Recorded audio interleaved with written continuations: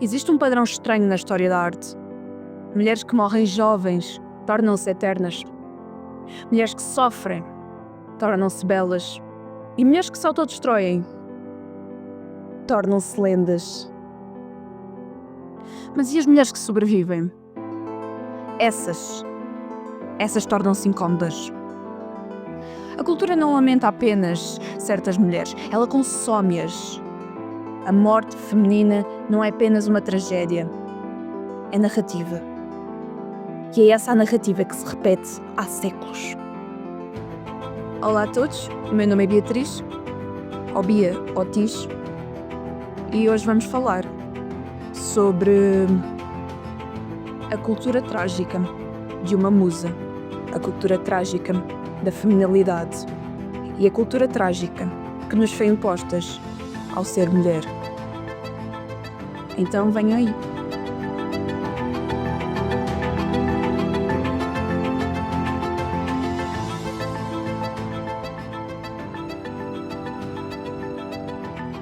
Na mitologia grega, as musas eram divindades inspiradoras. Mas quem as criava eram os homens. Uma musa não escreve, uma musa não lê, a musa é apenas olhada e observada e admirada.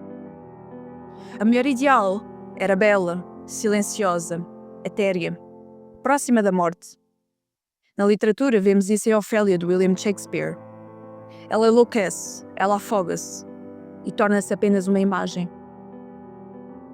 Séculos depois, John Everett Melias eternalizaria como numa pintura, pele translúcida, flores delicadas e água serena. Ofélia morta é bela e Ofélia viva é problemática. É um erro. O caso de Elizabeth Siddal é provavelmente mais simbólico. O modelo e o artista associada a pré-rafaelitas. Casada com Dante Gabriel Rossetti, Siddal não era apenas uma modelo. Ela pintava, ela escrevia. Mas a narrativa cultural fixou-se apenas numa só imagem. Ela, deitada numa banheira fria, pousando para Ofélia. Após anos de doença, depressão, morre de uma overdose de Laudano. Depois da morte, Rossetti enterra-se com os poemas dela. Mais tarde, manda-se exumar o corpo dela para os recuperar.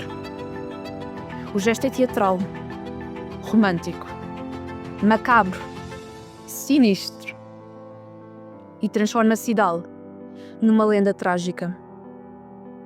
Mas quantos conhecem a sua obra? A musa absorve o artista. No século XIX, a tuberculose foi altamente romantizada. A palidez, os olhos brilhantes, negreza, a fragilidade, a doença tornava-se numa mulher espiritual. Na ópera vemos isso em Violeta, de La Traviata, composta por Giuseppe Verdi. Ela morre de amor e de tuberculose. A morte sela a sua pureza. E o padrão repete-se. A mulher que ama demais, sofre demais, morre cedo demais. A tragédia feminina é um espetáculo. Na literatura clássica, a estrutura mantém-se. Ana Karenina, criada por Léo Tolstói, morre sobre um comboio. Madame Bovary, de Gustave Flaubert, envenena-se. Já Julieta, o mais conhecido de todos, novamente de Shakespeare, suicida-se de amor. O desejo feminino, fora da norma, quase sempre termina na morte. Talvez porque a morte restaura a ordem social e purifica todos os erros. Afinal, ninguém consegue ouvir falar mal de um morto. E ela transforma a desobediência em poesia.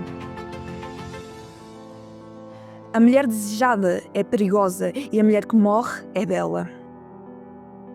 No século XX, o mito não desaparece, apenas muda um bocado de cenário e de palavras. Marilyn Monroe era altamente talentosa, ambiciosa, inteligente, mas a narrativa dominante simplifica a uma loira ingênua, frágil, a uma vítima. A morte aos 36 cristalizou-a para sempre. Ela nunca envelhece, nunca perde o seu estatuto de símbolo sexual. Sylvia Plath era uma poeta brilhante, intelectualmente complexa, mas muitas vezes é reduzida apenas a uma imagem, a escritora que pôs a cabeça no forno. A sua obra é lida através da lente da sua morte. Amy Winehouse tinha uma voz poderosa, posições sofisticadas.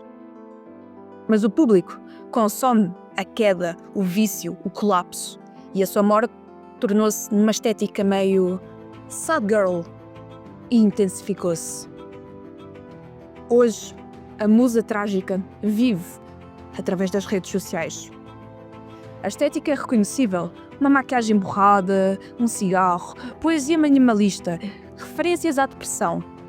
O sofrimento tornou-se numa identidade visual, já no TikTok ou no antigo Tumblr ou até no Instagram.